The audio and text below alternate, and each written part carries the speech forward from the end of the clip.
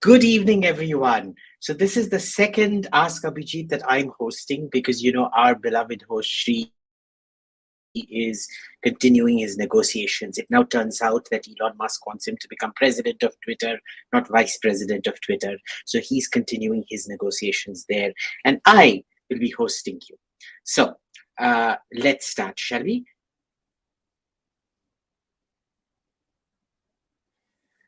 Abhishek, why did Middle East Muslim countries like UAE, Saudi Arabia not accept Muslim refugees from Syria, Iraq, but white Christian European countries accepted them without knowing it will create havoc?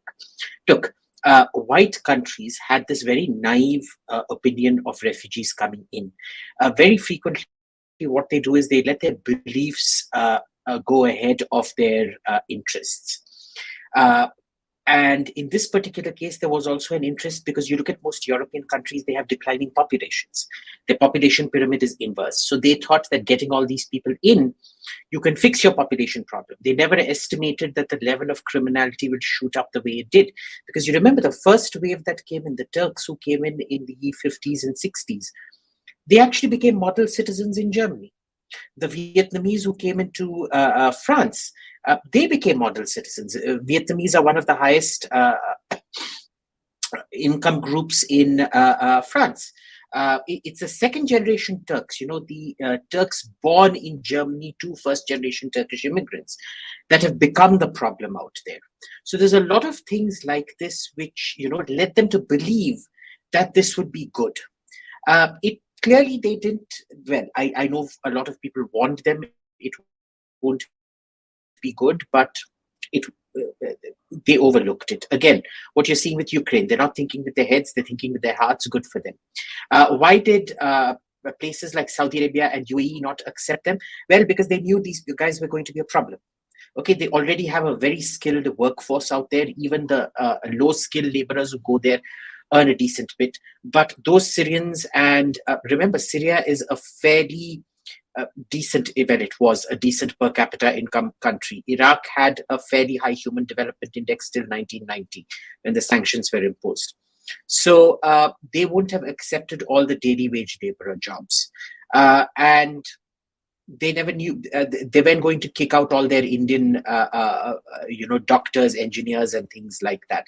They were going to kick out their white management. So they didn't have jobs for all of that. Their job shortages are fixed. So there was no way they were going to give these people things, and they kept their heads on. They weren't guided by emotion. So very good for them. Next. Shivam Goyal. John Calhoun's rat experiment and other two in 60-70. So from that, we are seeking decreased fertility rate. Do you think in the future it will rise in cannibalism? Well, look, that experiment is a very valid experiment. And what you're seeing is you won't see actual cannibalism per se, but what you'll see is a lot of internal strife. You shouldn't take remember, we're talking about different levels of sentience. So you'll see a similar trajectory, but you may not see the exact same result. So, for example, the rise of homosexuality, not going to happen. The rise in cannibalism, not going to happen. But what will happen is you'll see a breakdown of, say, marriage as an institution. You will see much, much greater internal strife and violence, which you already see. Next. Kanda Batata, GMO foods bad. Why does the American right support GMOs? The American right supports big business and they support big yields. So even small farmers want big yields. So they support GMO. I personally would not touch GMO with a barge pole. Okay, remember, we ourselves have suffered because of GMO. The very first, well, it's not GMO, but it was kind of, because the the short. What used to happen was all our traditional crops used to go to their full height, and we used to harvest them. And so the growing season used to be quite long because it takes, it takes a plant more to grow to 4 feet than it does to 2 feet. And what the Green Revolution did was it brought in these dwarf crops, standardized everything, destroyed your entire crop diversity, and actually made you much more dependent on fertilizers and things, which is why the entire Green Revolution belt, especially Punjab, has turned into a cancer belt. GMO has lots of downstream consequences where we still don't know, because GMO has a terminator gene. That is, You can't pick the seeds off this and use it to grow your next crop. You have to keep buying the seeds out there. It's genetic sterilization, which can mutate to crops nearby, which are non-GMO fields. And we're already seeing it. There's something like 10 to 12% of surrounding crops also become sterile because of the cross-pollination effects of the GMO. So it's a very, very dangerous thing. I don't support it at all. Next. Mr. Lee, is GOI's restriction on wheat exports to only government-to-government deals a subtle way to bring Arthia's middlemen in India back in the negotiating table? No, it really isn't. It's basically that they don't want to have inflation, which really affects the North very badly. Remember, there's lots of elections and things coming up. There's always elections coming up. So they don't want that happening. They did, however, offer to offload the old grain stocks in the silos and things like that. But the WTO doesn't want that. So it's really the WTO's problem, not our problem. Next. What do you think the Delhi-Meerut RRTS project? Is it economically viable to have such projects across major metropolitan areas in India? Personally, no, I do not think so. Basically, because the cost is so prohibitive, I don't know how you're going to recuperate the costs. Because remember, even in China, they can't recuperate those costs completely. Is the Delhi-Meerut part of this going to be profitable? Well, look, it depends on the propensity, the disposable income of Meerut and the daily flows. I'm not too sure about this. I have never seen something like that work in India. Generally, a good calculation for something like this to work is if road traffic is good between these two, then RRTS traffic would be good, and that too private car road traffic. Apparently, the calculations tell them it is. But you know what? The good thing about this is it's a good pilot project to have and see if it becomes profitable or not. It's less of an investment than, say, a bigger project, which would not give yield. So let's see what happens. Why do people like Shekhar Gupta continually showcase Bangladesh GDP growth greater than India's? Do they understand BN's privileged trade access to the US-EU ends in 2023? Remember, privileged trade access may end in 2023. I'm not too sure, but they can always negotiate a new one. I don't exactly know about this thing ending in 23, but I'm sure Mr. Shekhar Gupta does not know, just like I did not know. Let's see. I'm going to do some research on it, but important point, Mr. Lee. Thank you. This added to my knowledge. I'm going to go research on it. Next. Aryan Singh, do you think Islamic Renaissance in UAE and Saudi thus not banning Dr. Strange because of homophobic content? What do you think Islamic Renaissance in UAE and Saudi thus not banning Dr. Strange? While Saudi Arabia banned it, you said Saudi did not ban it. Then you said, I didn't understand the question. If it's homophobic, they won't ban it. If it's homosexual, they will ban it. So I reframed that question, but it didn't come out right. Aditya B, what are you reading these days? Any new good books or papers you recommend? No, I've actually been stuck in admin work, but I have actually read one book, which I will give you right now, which was actually quite a lovely book. Hang on.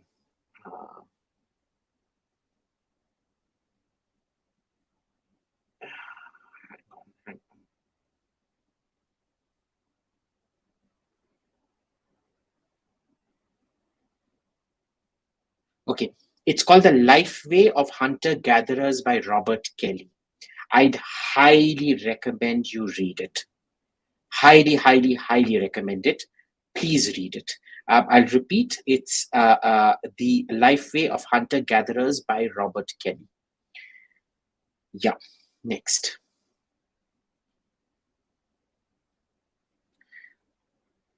Next, that's the one. Yeah, that's it. Correct. It'll give you a sort of first principles to apply to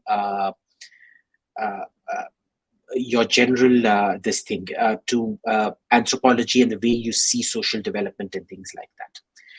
Abhijit Mohanty. Dear Abhijit, what's your opinion on ongoing sedition law, especially now that insurgents are getting more active in both Kashmir and Punjab? Look, sedition is a useless law.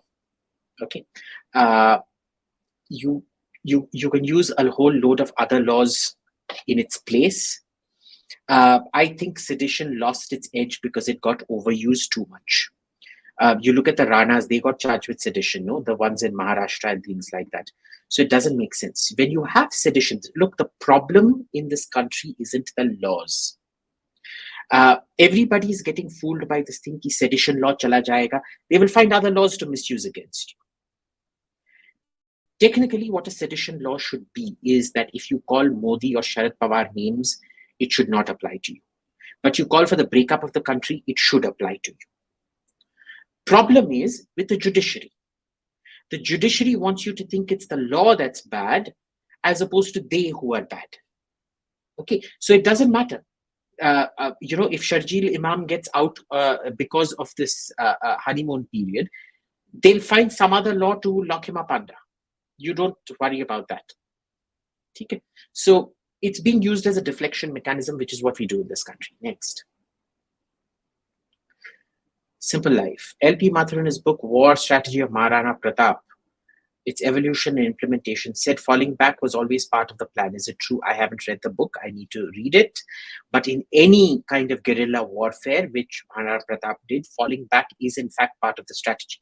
You keep fighting, just to keep luring the enemy into areas where you can survive, but he cannot. Okay, but I'm going to read that book. Let's see what happens. Next.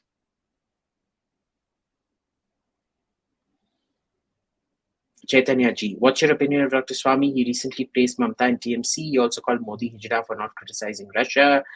A lot of his past remarks on RSS Babri were questionable. Yes, so he has an opinion. What do you want me to do about it? I love Dr. Swami. I think he's brilliant. But I disagree with a lot of what he says. So you go check. I disagree with him on Russia, Ukraine. I disagreed even then. I've known him since God knows how long. Even when he did not like the RSS and the Babri Masjid thing, I always supported the RSS and the Babri Masjid demolition even then. So, just because I like him a lot doesn't mean I agree with him. But go check out his VHS thing on Ukraine, where I was pushing back against all his ideas on supporting Ukraine and basically making the case for Russia, I guess. Abhishek, sir, once you said America has deep intelligence presence in India, so does all these unit doesn't inform their administration about problems of Islamism? They do. So, the administration view of India is very different from the Rana Ayub, Washington Post, New York Times view of India. There's a reason we aren't sanctioned. If they went by the New York Times and Washington Post, we would be sanctioned. But we're not, are we? So they understand there's a problem. They also have huge problems dealing with their counterparts, because what happens in India is our bureaucrats, they will always, I know foreign service officers who say, see, this is षड्यंत्र है, foreign षड्यंत्र है, CIA हमको ये, it's not really. Private conversations are usually very, very different. So it is what it is. Next. Ishan Sharma, what's your take on today's news on Gyanvapi? How much time will it take to be a mandir once again? Bhai, 15-20 saal to lagi jayenge, boss. As for the news, I'm not surprised, but I am surprised. I'm not surprised because it was put into a well that you used to wash your feet. I'm surprised because they didn't smash it.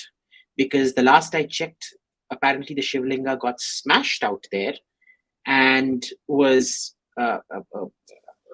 put into the steps of the this thing, so you trample over it. So I don't know. Krishna Janmabhoomi hone wala hai, boss, hone wala hai. Like we say, no, Ayodhya to bas jhanki hai, Kashi Mathura baki hai, sab baki hai, time aayega. Next. Chaitanya ji, why did Britain give independence to Australia when it was a resource-rich nation? It could have shifted its entire population to Australia and lived in peace, as there is no hostile neighbor nearby. No, it cannot. The Australian continent is incapable on natural resources to exist beyond approximately 30 to 40 million people. Even 40 million would be too much. People don't realize this. I want you to go to Google Maps or Google Earth on satellite mode and check it out. 90% of Australia almost is desert. It is incapable of supporting more than 30, 40 million people, and even 30, 40 million is extremely intense. Okay, so if you remember, in the Second World War, there was actually a plan before the Second World War broke out, that when the Japanese, they knew the Japanese were coming, that they would give up the whole of North Australia, from Brisbane to Perth. Everything north of that would be given to Japan, so that they could mine minerals there and the population would live in the south. Okay, and why Britain gave it independence? They didn't actually give it independence. It evolved so much into an Anglophone country, they couldn't actually keep it down beyond a point. Remember, all these other countries, they got not independence, but a kind of independence. Ireland in the 1920s, Canada, Australia.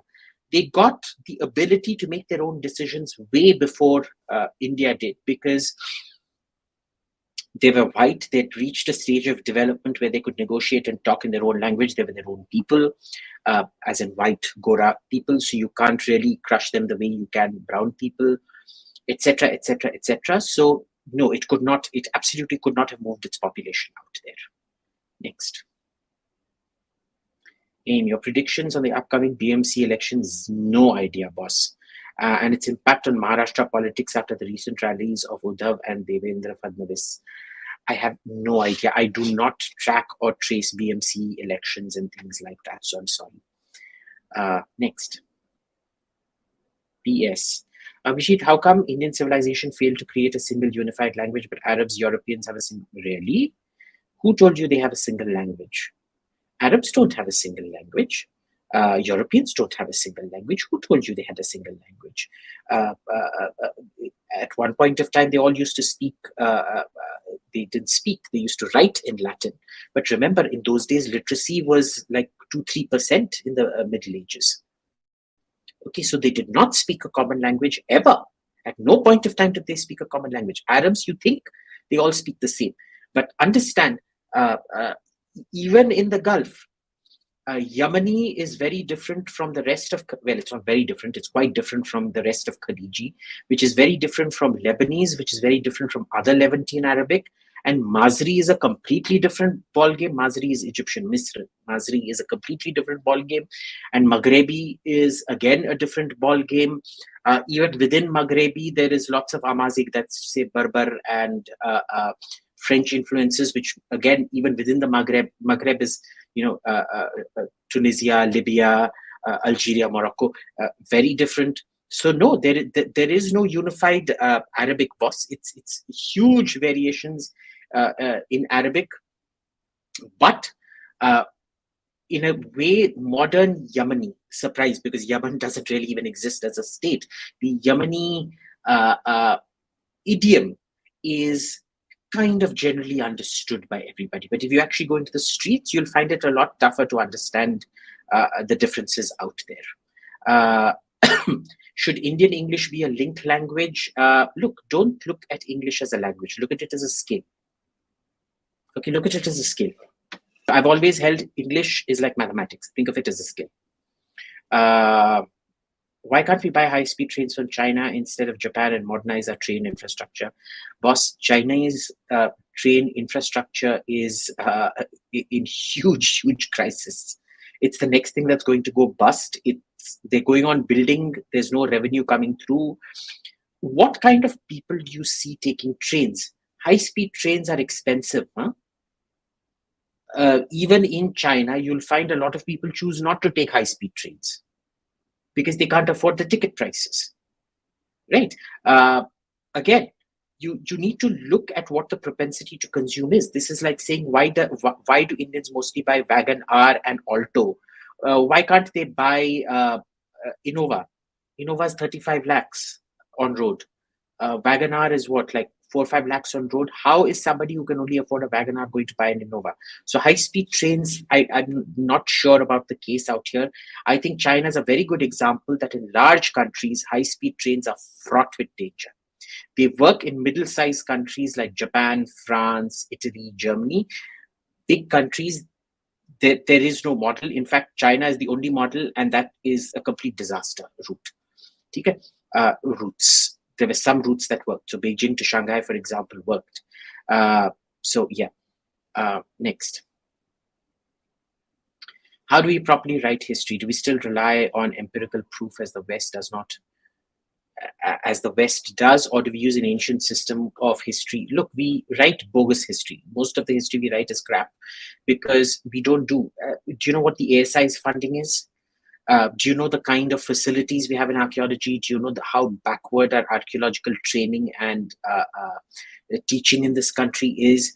The kind of stuff that we do abroad, there's no funds for it in India. So even when we write history, it's not the kind of brilliant interdisciplinary stuff, because even the cabals that control the history writing are ideological cabals.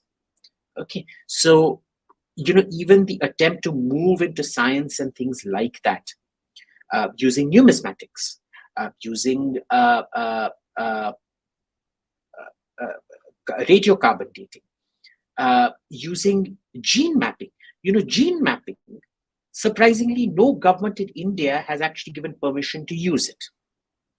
They don't let you carry out the surveys and things. And the best gene mapping we have is actually from America, where they've been able to use Indian communities that have migrated to America, either H-1B or green card or full citizens, to create gene maps of communities and things like that. And it's really interesting. So go listen to Razib Khan on it. He talks a lot about these things. He does clubhouse sessions. They're at unearthly hours. They're like 4 or 5 in the morning. So, but if you have the patience, go listen to him. They're sitting on it. They want much more data, much higher fidelity data. No government is giving permission for it. Akshit Chandok. Abhijit, you said that India won't do very well if China becomes a superpower as opposed to, say, America. But America constantly indulges in subnational diplomacy with India or regime change ops. Do you still believe the same? Yes, I do believe the same. Remember, whatever America does, we can still control it to some extent. China will just use brute force to do it. Okay, and China is much more implacable. So I'm not saying trust America blindly. Okay, even when I say buy American weapons, I'm not saying trust America blindly. I'm saying understand you are not in a position to negotiate out here. Get what you can. Become like, say, South Korea or something. How South Korea and Turkey started producing their own engines, tank engines, to be fair. Some will graduate to producing, like Japan graduated to producing aircraft engines and ship engines and things. First, get all of that, industrialize first, then you can do what you want. Okay, so again, this is coming from a position of weakness. If you're weak, ultimately, America is going to build up leverage against you, China is going to build up power against you. It's the way things work. Next. Mandar Karnik. We need an effective opposition. How does Gandhi-led Congress, which has lost relevance, to replace, ensure a proper opposition arises? It does not. The Gandhi family is the biggest obstacle to good governance in this country, to an effective opposition in this country. I mean, look, of all the things he could have spoken about, inflation, rising prices, whatever, what did he choose to speak about in Udaipur yesterday? That India is a union of states as opposed to a nation. Now you tell me, somebody listening to this, does it even resonate with the voters?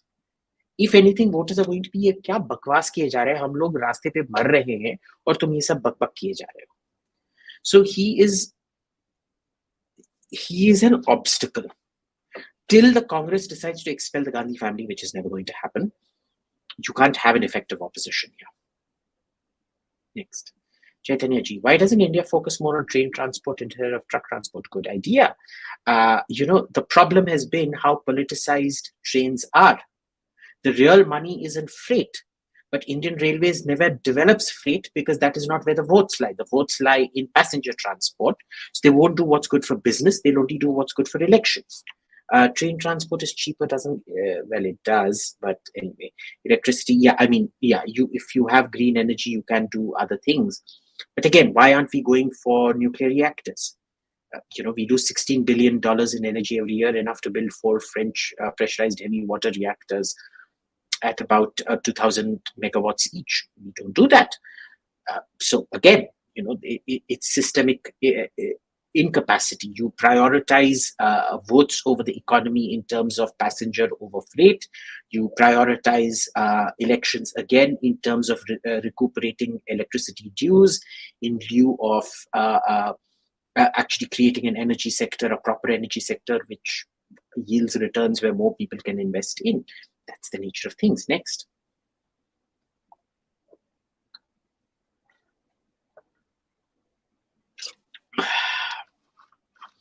Indica edits. Why is that Communist Party of India doesn't embrace the legacy of original Indian communist thinkers like Roy, Satyavakta, etc., etc., etc.? Tell me, what part of M.N. Roy did you find that they do not embrace?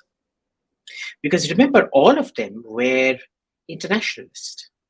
They all looked up to an internationalist whole. And if you look at the global communist movement, they were always considered pygmies. Tell me one Indian who has ever been looked up to by global communism. You won't find any, not a single one. So remember, Indian communists themselves were pygmies, and they're just becoming more and more pygmy. Next. Do you fear that Hindu chauvinism, like Taj Mahal case or P.N. Oak, etc., makes the whole point of a historical injustice a platform of bigotry and stupidity? Yes, unfortunately, it does. Like, dude, Tejo Mahadaya, really? I mean, whatever, boss. Like, you can have whatever you want. I mean, whatever gets their goat, go for it. I think it's a very dangerous path to go down, but it is what it is. I am not negotiating on Kashi, Mathura, Ayodhya, though. Those are not negotiable. Dear Abhijit Mohanty, dear Abhijit, how do academic publishers like Elsevier get away with charging exorbitant amounts of money for research funded by public money? What's your view? I didn't get it. Charging exorbitant amounts of money by research funded by public money. Look, research may be funded by public money, but the ownership does not belong to the public. The ownership belongs to the authors. The authors have the right to fair remuneration. And that is why you have intellectual property rights. Okay, so you need to have it. You need to have it because, there is a way of negotiating. So, for example, you say that I will fund, say I'm the government, I am going to fund Abhijit Mohanty to do a 5-year study of Bharatanatyam. Assume just naam ke vaste. You then document the different Bharatanatyam styles. The agreement usually is that I will get a product that I can use. How you monetize the rest of the product is up to you. And so they give it to Elsevier, which gives them monetary, which gives them money in return, or either per access or lump sum, and they control the this thing. You can also negotiate. Sometimes it happens in defense contracts, wherein I want, say, a new fuel injection system developed. I bring Lockheed Martin versus Boeing. Lockheed Martin wins the contract. Lockheed Martin gets to develop it. They get the development funded, but ultimately the fuel injection system is mine. That is to say, the government's, right? So there's that model as well. But this is an accepted model. It's a good thing. Don't discount it. Next. Raj Desai, do you think we're living in George Orwell's fiction 1984? Kind of, yeah, it feels like it, doesn't it? And what's your opinion of the Great Reset? I don't trust anything that comes out of Klaus Schwab or the WTO. They're the biggest bunch of crooks I've ever had the misfortune of knowing. Next. Krishna Sundar, what were the borders of the... Boss, I don't have a map. Borders of the Mughal Empire at its peak were really North India. Because if you look at Aurangzeb, when he comes into the Deccan, it's a very fluid empire. Does he even control it? I mean, they'll show you the maximum level of expansion that comes almost up to Bangalore and things like that, possibly up to Madras. But did he ever actually realistically control it for more than 2-3 years at a stretch at any given point of time? No. So I would say it was mostly the Indo-Gangetic plains, and that's it. It was very much a northern Indo-Gangetic empire, as in terms of stable borders. Kapil Gund. What percentage of working population should be involved in manufacturing to achieve good balance between services and manufacturing and to actually advance the economy? Very difficult to answer that question. See, I would look at it as a transition. You need to have at least 80% in manufacturing. Okay. And then slowly, after you've achieved that manufacturing capacity, your manufacturing starts growing up the value chain, but less in terms of its spread. And then you get into services. Now, initially, the thinking was, and I too am guilty of this, that manufacturing should be maintained at all costs, where the propensity to consume isn't infinite, because you may have grown up the value chain, but have the markets also gone up the value chain? There's a reason that cheaper Androids sell so much, and Apple can keep producing, but they're only going to sell at a certain market bandwidth, right? So there's not that kind of market expansion as well to cope with the this thing expansion. Now, China tried it. They're trying to control services. They're actually preventing an expansion of services from happening because they want cheap labor for manufacturing. So one of the reasons that they're cracking down on a lot of these service companies like Alibaba and Co. is that they actually want more people, more labor available for manufacturing. Normally in India, you'll have people on the roadside saying, "Mere ko kaam de do, main bhook se mar raha hu." There you actually have factory owners standing on the roadside saying, "Please come work for my factory. I'm desperate for workers for my factory." So they're trying, and it's clearly not working. There's no easy answer to this. If China moves to services, they know it's going to result in massive social destabilization. But you need that move to services so that you can grow up the value chain as well, because you need fewer, better trained, better invested workers to move up into higher scale manufacturing. They don't want to do that. Let's see. That's really going to be the test case. It's going to be the weather balloon of what you're suggesting. Krishna Sundar, India backed wheat export due to food supply concerns. Yes, we've already discussed this before. Next. Shubham Kashid. Hello, Abhijit. I'm currently working part-time at a windmill manufacturing company in Hamburg, Germany. What do you think an Indian student should explore when they're in Germany? You mean in terms of tourism? Well, the food, for starters, it's very different. The southern food, I feel, is much better than northern food. Hamburg, I mean, if you like fish, you like all those herrings and things like that, great. But look, Germany, I think the main thing to explore are the castles. If you go to Dresden, there's the Panorama and the Green Diamond. I think one of those got stolen in the heist 2-3 years back. There's lots of art treasures. If you go to Frankfurt, there's so many museums, the Liebige Haus Museum and all of those things out there which you need to go. You need to check out the 5 Kaiser domes, the critical. They were built at the same time of the Brihadishwara temple, much higher internal volume. So Speyer, Cologne, Frankfurt, 2 more. Just check out the Kaiser domes. So you need to check those out. What else do you need to check out? That's all I can think of right now. If you'd give me time, I would have made you a whole list of things to check out.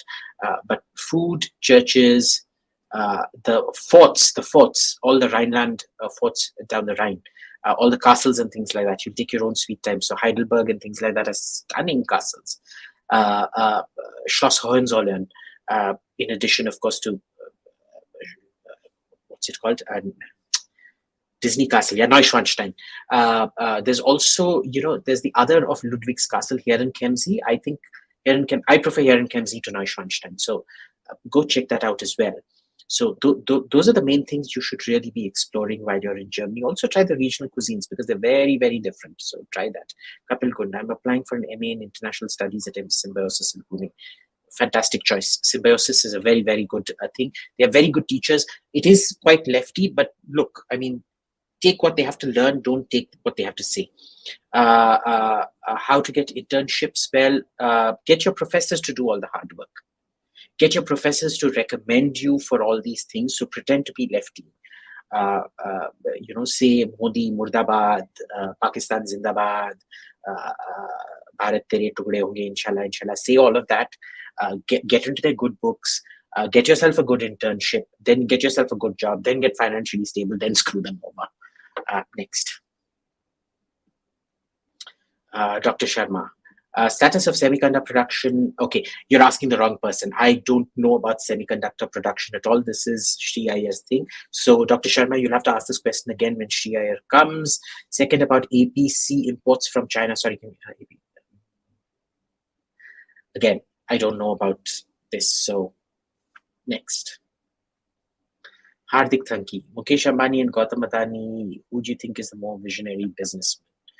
Please try to get Professor Mark Blyth on the show. You'd find him very articulate. He got Trump right in 2016. Okay. I honestly don't know. I think Ambani, I found his investments to be overall much more new age. So, for example, going in for hydrogen fuel cells, going in for solar manufacturing, things like that. I think he's much more geo. The way, I mean, tell me how Reliance has touched every single person I know in a very personal way. Adani has not. I think even in terms of the investment made, the long-term investments are way better in with Ambani with regards to future growth than they are with Adani. So between Ambani and Adani, I'll choose Ambani. Next. Krishna Sundar, USA versus Japan car brands. Boss, if you're honestly planning on buying an American car, don't come on the show. I don't want to talk to you. I don't want to take your questions. Akash Singhal. Sachin, please don't bring anybody on the show. Ask anybody. There should be an entry question. If you own an American car, you're not allowed to ask questions. Only Japanese, even Korean cars are fine. If you're stupid enough to buy a German or British or Italian car, you're stupid, but that's fine. But if you buy American cars, you're not allowed to ask questions. Akash Singhal, your views on the FIR filed on film director Avinash Das. I'm sorry, Akash, I have no idea what this is about. But 1 second, if you hold this question, I am going to take a photo and I will find out what's happening about it. Next. With the Gyanvapi mosque controversy, do you foresee Babri 2 in the making? Is the mosque going to be demolished? No. Is it going to be shifted? Probably yes. But again, that depends on the courage of the government, right? I don't think this government's particularly brave. If yes, how will the Islamic countries, Pakistan, China, react? Look, Islamic countries aren't what they used to be. Saudi Arabia will have absolutely no issues with it. UAE will have no issues with it. Oman will have no issues with it. Even Qatar, Bahrain won't have any issues with it. Iran maybe will criticize it at best. The rest of them won't give a damn. Because remember, this attachment to the mosque and the place is very, very problematic for Salafis. Because they feel you are worshipping the mosque, you are not worshipping God. In effect, you have turned the mosque into an idol, which for them is very, very dangerous, which is why they keep demolishing all historical sites in Saudi Arabia. They don't want this kind of proxy idolatry where you worship the structure of the mosque instead of God to be happening. And how will they react to Hindus? Well, in Pakistan, they'll kill a few Hindus, of course they will. I'm Shrey Saxena. I'm interested to read about the Andaman cellular jails. No, there's really no good this thing. If you're visiting it in August, it's much better you take a tour of the place and find out about it. But I've never actually read a book about it. No. Next. Malaban Bhattacharya. Why didn't the British attempt to take back lost British American territories during the War of 1812? Look, the economics have changed, right? They weren't interested in taking it on. The North was, industrializing at that point. It hadn't fully industrialized, but the industrializing was beginning. The South had agriculture, but it didn't come south. They burnt Washington. Washington was considered a southern I know it doesn't seem like the South, but it was considered a southern capital kind of thing. But they basically didn't have the bandwidth to take it back. They didn't have the bandwidth to hold it. And they didn't feel that the northern states were worth their time at that particular point of time. Because remember, at this time, there were huge battles raging in continental Europe. 1812 is when they came and burnt down the White House. But in Europe, all their focus was in Europe. Because at that time, remember, 1812 was when Napoleon was invading Russia, and they were preparing for the big war that was to come after that. So full bandwidth there, not much in Britain, in America. Next. Naman Kantapal, is there a Mariam Nawaz versus Shahbaz Sharif equation in Pakistan? Apparently there is. See, I'm hearing whispers, but so far nobody's been able to drive a wedge between the two brothers and the niece. So I'm not too sure about it, but I'm hearing whispers here and there that maybe there is something coming about. Again, I mean, it's just whispers. There's nothing more. Can Zardari Imran exploited? Remember, Zardari is now in alliance with them, boss. So it's not a previous question, please. If you can go back to the previous question. Sachin, yeah, thanks. Can Zardari, can Imran exploit it? I doubt that very much, because remember, this coalition has come about. The army can exploit it, but will they allow Imran to use it? Imagine that they've got back the Sharif family that they hated just to get rid of Imran. So I don't think they'll allow Imran to exploit it, but yes, the army can. Next. Why couldn't the Pakistani Air Force and Navy accumulate the same amount of power as the army? Numbers and control. See, it depends on who you control. Have you ever heard of an Air Force coup? All the coups are carried out by the army. The only known Air Force coup has been in Syria, where Hafiz al-Assad was an Air Force officer. And that had more to do with the power structures within the Air Force being the elite kind of this thing. In Pakistan, the elite joined the army, not the Air Force. Why? Because that's where all the political power is. Sheer numbers, you have 500,000 people in the army, 40,000-50,000 in the Navy, Air Force, and things like that. So it's basically just sheer numbers. Same thing that happens in India as well. What's their standing against their popular cousin? What's their popular cousin? Please don't ask me these allegorical questions. Ask me direct what you mean. Pakistan Air Force officers always come off as very professional. Yes, they are. They are the most professional people I know, period, bar none. When you talk to Navy walas and Army walas, they come off mostly as fattus, though some Army walas come off as very professional. Air Force officers, I've yet to see an unprofessional Air Force officer from Pakistan. Yeah, I agree with that 100%. Pravar Chaturvedi, is DIAT? What is DIAT? I don't know what DIAT is. Next. Ila Leela Varma. What do you think about the pandemic treaty? What is a pandemic treaty? I don't know about this. Sorry. Next. Defense Institute of Advanced Technology. This is the first I'm hearing about it. If it's a government thing, go for it. If you want to get into a government thing, I guess. I don't know. It's literally the first I'm hearing about it. Next. Harshit Oja. Why IAF adamant on Uttam AESA radar in MiG? Are they really? Where? In which MiG exactly? I'm not too sure about it. If they are, good.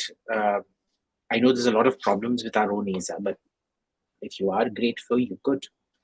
Next. Amay Tandon. Why do we dodge the Places of Worship Act? How do we dodge the Place of Worship Act for Kashi Mathura? You can't dodge it. You'll have to pass enabling legislation for it. Next. With the rise in automation, how will 80% of the world's population find jobs? That is exactly what I've been saying. You go to all these Indian conferences where they're saying, oh, we're going to transitioning to 3D and additive manufacturing. I'm like, dekha hai apne population ke caliber ko. You won't find jobs, boss. It's the easiest things to manufacture that will first go out of your country, like toothbrushes and things like that made China rich. वो भी तुम बना नहीं पाए हो, that's all going to go out of your this thing even before you transition into middle income, which will take a long time. So India will be screwed by all of this stuff before China gets screwed. China will also get screwed, that's a different matter, but India will get screwed first. Will government need to do UB, universal basic income? With what money will they do universal basic income? Because if that, even that basic manufacturing gets wiped out, what are you going to do? And what are the social effects of having no sense of purpose? Well, this is what you're facing. At least one social effect, which was the male-female demographic imbalance, is kind of reducing. But to have a growing population, growing youth, without jobs, which actually reducing jobs in manufacturing and things like that, which no real hope of becoming better or anything like that, we're in for a very, very tough period. I don't think people understand how much of soup we're in. But that's what we're going through. We don't plan for it because we don't want to talk. When we used to tell these things to Congress ministers, they used to say, "Yaar, mera mood mat kharab karo. I don't want to think about these things. I'm not going to be dealing with it. So don't tell me about these things." But they knew. The BJP is worse. They're like, "अरे आप क्या बकवास कर रहे हो? आप झूठ बक रहे हो. ऐसे कुछ नहीं है. हम विश्वगुरु बनने वाले हैं." Congratulations to you. Next. Sethuram, how is India's economy poised for the next 2 years? Growth, mostly growth. Yeah, all good, no problem. We've increased manufacturing for now, and that's there's actually been a significant increase in manufacturing. But none of our unicorns are manufacturing, by the way. So let's see. I mean, well, Ola is, but is Ola a unicorn? Yeah, I think it is. No? Yeah, they're getting into manufacturing. Let's see. But it's good, boss. At least for the next 2, 4, 5 years, I'm not seeing any particular problems. Next. Any initiatives by public or private sector to build Indian-funded cloud data centers? Yeah, initiative to pata nahi hai, but there is data localization. We were told that the data localization law was going to come out in April. Nahi aaya hai. Pata nahi kisne kisko bribe diya aur usko ye kar diya. Data localization will force the creation of initiative or no initiative. It will force the creation of local cloud data centers. Let's see what happens, because remember, even that storage that you require and all of those things in India is you need the storage to be quite cold. So you need a significant energy supply to keep it cold, which is why a lot of storage things happens in the polar areas and things like that. Well, cold areas basically to keep the cooling temperature down. पर देखते हैं क्या होता है. मेरे को तो लग रहा नहीं है. अब देखते हैं कब ये data localization policy announce होगा. It depends on that. Next. Arjun, age 25, quantitative economics from ISI in Delhi, Indian Statistical Institute. He's not in the inter-services intelligence, by the way, guys. Would a career in public policy be rewarding? Look, I found it rewarding, but it depends on what you want out of it. For the, say, 1% that earn a lot of money, there's the 99% who absolutely do not. So I would say just see, if you enter academia, you can also do public policy.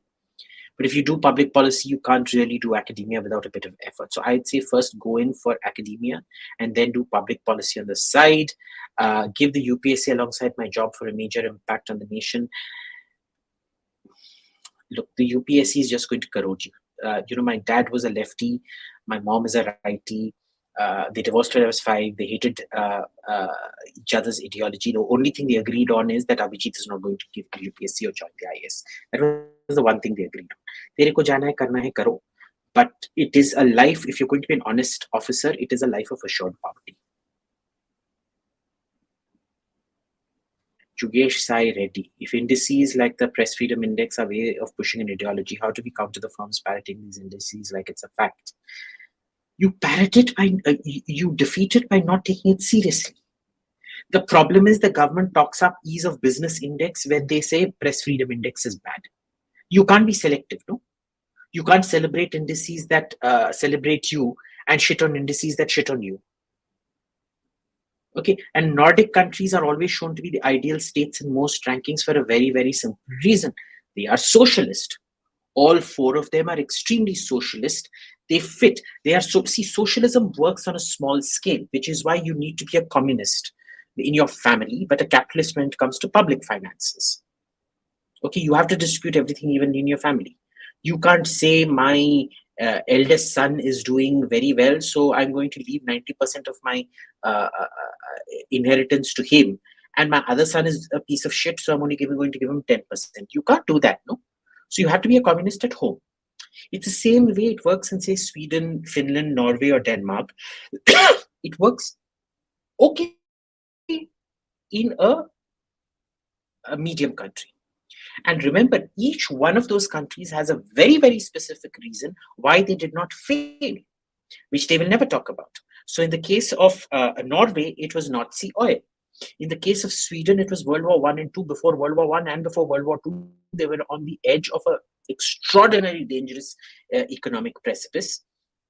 Denmark was entirely, so Sweden made it up with steel exports and gun exports, the L40 before this thing, plus lots of steel to both Ally and Axis. Denmark made it up by pork supplies. Surprise, surprise, pork. Finland did something called the Finnish shipping cluster, which was supplying ships to Russia. Western quality ships to Russian, this thing, which was great for them. So they each built it up in a very, very different way. Plus, socialism works when it's on a small scale. When your population is 4 or 5 million, which is kind of the population of South Delhi, it can work, right? It can't work when you're talking about, it can't even work in a country like, say, Germany. Even that size, it begins, why Germany, Italy, or France, which are smaller countries in terms of population? It's not going to work out there. So it suits their ideology. Plus, they're actually doing pretty damn well. What it won't tell you is, so remember, Helsinki, Stockholm, all of these come at the top of how people are happy. Happiest cities on earth. Vienna people are miserable. I'm very happy in Vienna because I live at the good parts of Vienna and I go to the opera. I stay at the Bristol, which is opposite the opera. It's a fantastic room. I have a fantastic time, but I'm a tourist. You look at the people who actually live there, they're not really enjoying themselves very much. It's hectic, it's nasty, it's a nasty work culture. You go to Finland, Sweden, and places like that, they're one of the biggest sources of outward migration. In Australia, in America, one of the biggest inbound immigrations are from these countries, the skilled immigration. You'll never see it on the top of the charts because small population, therefore overall small numbers, but in percentage terms, it's actually quite significant. They won't talk about it. So yeah, it is ideology. Next. 𝙒𝙧𝙤𝙪𝙥𝙥, do you think that India can ever come out of dynastic politics? No, not happening. Not in my lifetime, not in yours. Next. Pacifist DC dude. What a tongue twister. Why is government not postponing NEET PG? I don't even know what that means. Is that those student exams? Well, I don't know. I have not been following it, and I'm sorry, I don't hold an opinion on everything under the sun. Next. Naman Kantpal, Pakistan Air Force Navy standing against Pakistan Army, equipment training, role in decision making. I think we've talked about the standing in terms of internal politics before. Equipment training. So basically, see, there is a compact between the army and the air force. The army decided, hum politics control karenge, you will win the war for us. So what the air force wants is given to the air force. There is never a budgetary constraint on the air force. The navy faces some kind of stepmotherly treatment. The air force is never given stepmotherly treatment because they know the air force is why Pakistan is safe. Okay, so the Air Force gets complete freedom to do what it wants, and the Air Force culture out there is very good. All the higher up officers, I've seen them, spoken to them. I learned more about the Indian Air Force from them than I did from our own Air Force. Why? Because they're like, bhai, dekh, मैं अब command position में हूँ, मैं अपना time enjoy करने वाला.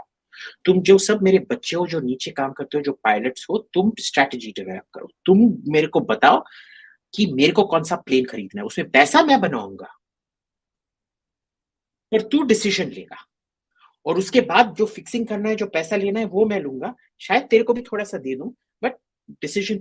They've got a very, very good system out there. Huh? They actually trust their subordinates. They give a lot, at least from what I've seen of the Pakistan Air Force, they give a lot of the decision making down to the subordinates. Sometimes it backfires because, the subordinates tend to be much more joshile, na? How's the hosh, how's the josh, kya hai, whatever, that kind of this thing. But in terms of deciding procurements, strategy, things like that, they delegate it down. The army does a lot less of that. It's not as dynamic as their air force is. Hardik Thanki, why is China's response to the Sri Lankan crisis so lukewarm? Because it's a huge embarrassment for China. They thought wo sabko ullu ka patta banayenge and everybody's chicken will, everybody's egg will fail to hatch at the same time.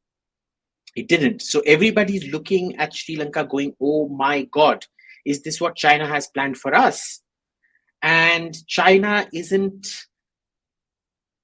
they don't know what to do because they want their returns. They want that loss of sovereignty. At the same time, if they take over sovereignty in a sense, everybody else is going to bail on them. All their investments are for nothing.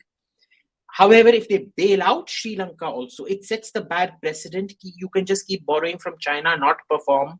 And essentially their calculus is they'll be so scared of defaulting, they'll perform and give China returns on investment. None of those plans are working out. Like we've discussed on this program so often, China has not planned these things very well. It's going bust like Chinese infrastructure, like Chinese trains, like everything in China that's going bust at the moment. So, Major Paul, how do Congressy insiders justify Rahul? They don't. They don't justify Rahul, boss. Therein lies the problem. So thank you guys. It was so kind of you. Please like, share, subscribe. Definitely leave a comment for the algorithm. Feel free to abuse me. Feel free to abuse Shri. Feel free to abuse the program.